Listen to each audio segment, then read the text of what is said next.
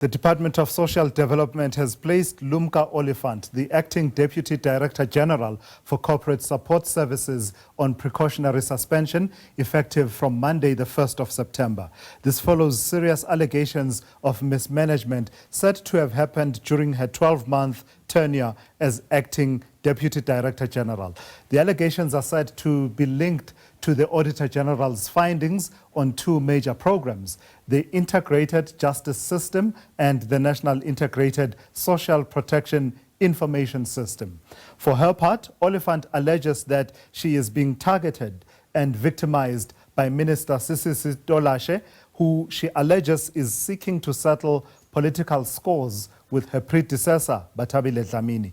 The department has dismissed Oliphant's public claims as false and misleading, accusing her of attempting to divert attention from the real reasons behind her suspension.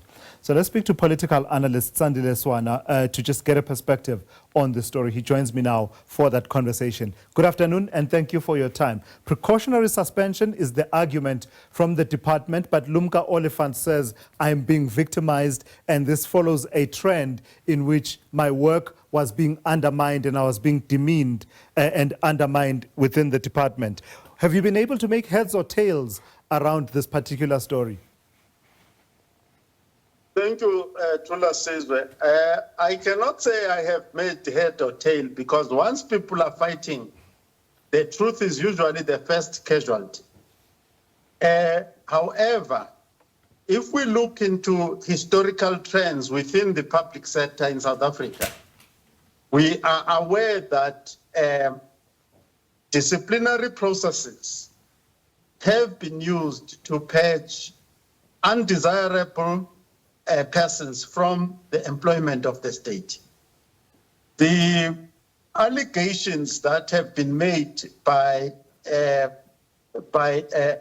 Oliphant about also the state abusing its funds and alleging that she has released information unlawfully to the public have some credence because we've seen some of those things happening. But for now, we cannot easily accept either her version or the version of the state. What we do know for sure at this stage is that purges have been happening in the state.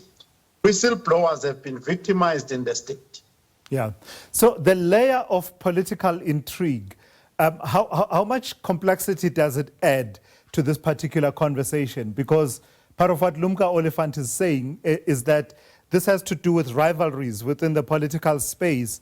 You know, when you take the bureaucracy to which Lumka Oliphant belongs, but with associations that, you know, people will associate her with a past leader of that particular department who also happens to be a leader in the political space. How much complexity does all of that introduce in terms of the management of the state's bureaucracy, that there could be other rivalries, disputes that are, you know, that emanate from outside of the official administration?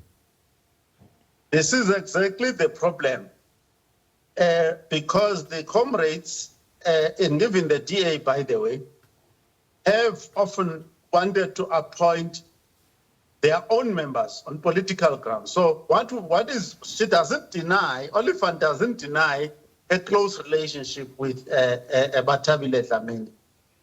Now, whether she was actually a deployee of the ANC or a deployee of Bathabile Dlamini or a particular faction in the ANC is at issue here, because once these factions start fighting, and they forget sometimes that you were deployed by the ANC itself as opposed to a faction. But Sisisi might be wanting to put, Tolashe might be wanting to put her own people in that position, or she may be thinking that this one might reveal her secrets, etc., etc., etc. So the fight about cadre deployment, which has not been won, by the way, is very pertinent, where we need a professional civil service. At the moment, we do not have complete control of the professional aspects. What I'm trying to say is that a lot of the people in critical positions are actually deployees of certain politicians or certain political parties, and that creates a problem. And just talk to me about the transitions that happen in terms of leadership, because I think that's part of the other theme that I picked up, that Lumka Oliphant makes the argument that in some quarters within the department, she was being seen now as, quote unquote, the enemy of the minister, the new minister. But then there's a context of there have been other ministers from the time of Bathabile Dlamini, then followed by other ministers to where we are now. How precarious does it make a civil servant's position, particularly in those politically appointed positions of spokesperson, chief of staff and the like? And I'm not even sure if chief of staff, I believe that it's part of the political appointments, but I stand to be corrected. How precarious does their position become when there's a change of political leadership in a department? No, okay. Let's then say this as a starting point to this item. The first thing is that we have argued since 2007 that there must be a professional long-term contract type of employment. In other words, whether you are working for Sasol or working for the state, the similar terms of contract must be there. It's just a job, so that it's not tied to the political fashions of the time.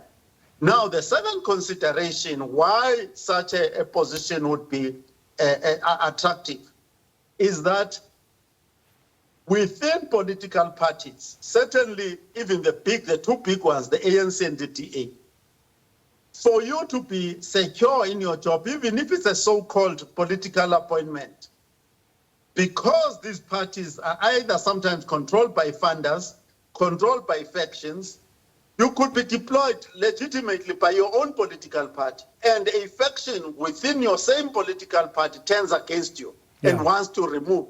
So the positions are precarious from those perspectives as well. Yeah. Lastly, where does this leave us, though, around the conversation around accountability? Because the flip side of the argument could be, say, it's quite easy to raise a political defense to what are genuine governance questions that are being posed of an official. No, our law is very clear on that. If she has issues that have been raised by the Auditor-General or by other legitimate assurance bodies, she must answer those issues regardless of the political argument. You cannot use the political argument to evade the findings of the Auditor-General. Our law does not work like that.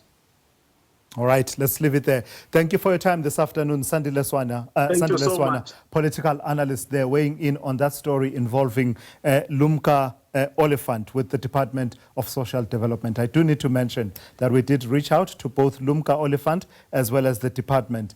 For her part, Ms. Oliphant saying that her lawyers have advised her to stop speaking to the media, and the department saying that they will not be taking any further interviews on this particular matter.